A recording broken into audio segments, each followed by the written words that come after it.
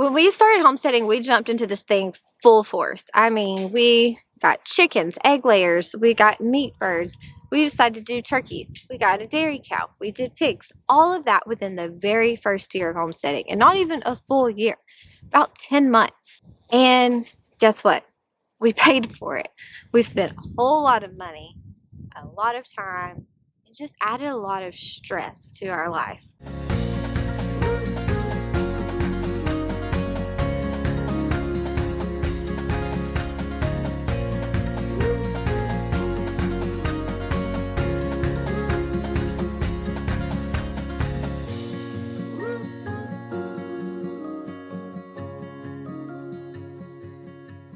So, if we had to do it over, I would suggest taking it slow. And we're learning that the hard way. We're learning to pace ourselves, to only do what's essential, what's only serving us and our family, and what we need. So, for instance, this spring, we will not be raising any meat birds. You won't see that around here. We might show you content from the past and talk about it because it's a great time for others that are wanting to do that. But our freezers are full of chicken. In fact, our family is probably a little tired of eating chicken. So we're really trying to be intentional with what we do, what we're spending our time and money on, and making smart decisions this year, not doing things that we feel like we should be doing or that we could be doing, but what will actually serve our family. One of the things that I think will help keep you from having burnout is setting the stage, setting the standard, and taking the time to get some time alone and get away and have the opportunity to go through your year.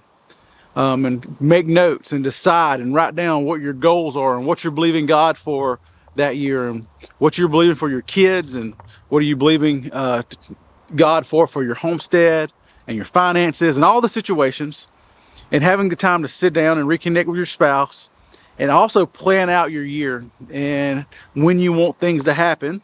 If you do that on the front end, when life gets busy, because it gets busy for everybody, you'll already have a blueprint of how to get through those busy times, and it alleviates a ton of stress. So please, if you have an opportunity to get away with your spouse. We call it a vision retreat. You can call it whatever you want, but get away, plan out your year, dream of what you want the next year to look like, and I promise you won't regret that time together.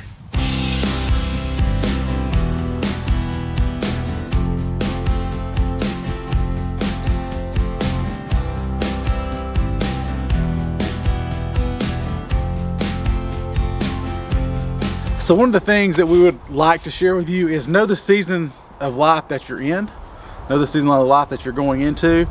Caitlin and I both work off farm, and so we got super burnt out because we had a lot going on at work. We had a lot going on here at the farm, and we're building a house.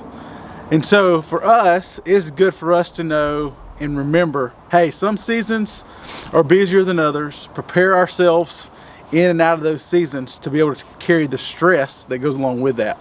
One of the lessons that we learned is we purchased over 100 meat birds in the middle of the fall while we're in the middle of building a house. Was not a smart idea, because I'm trying to move chickens, take care of chickens, but also I needed to be up here checking on things with the house, doing things at the house. And so it led to it was a point of frustration for Caitlin and I, because I needed her either checking the chickens when I was up here, and she needed me being down there checking chickens because she had kids things going on.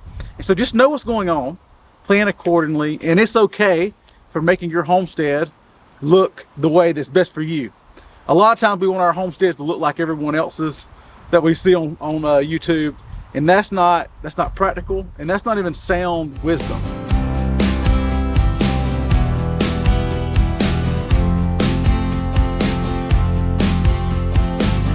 We hope these tips were helpful and will keep you from being burnt out like we were. Remember to consider what your season of life is, what other responsibilities you have going on, and to really sit down and think through all of these things with your family. Also, don't forget to make time for fun. Make time for rest. Those family nights are so important. Think about movie nights or outings or things that you can do together. Maybe it's a game night. And then make sure you're taking at least one day a week to really rest and rejuvenate. Thank you again for tuning in for another video. We get a new video out every Sunday, and we share about homesteading, homemaking, and homeschooling. So if you're interested in those things, this is the right channel for you. Let us know below what are some things that have caused you to feel burnout or have caused stress on your farm. Have you taken on too much? Maybe you invested too much money in something too quickly, or maybe you feel like you took on too much responsibility too quickly. Let us know in the comments below. We all can learn from one another.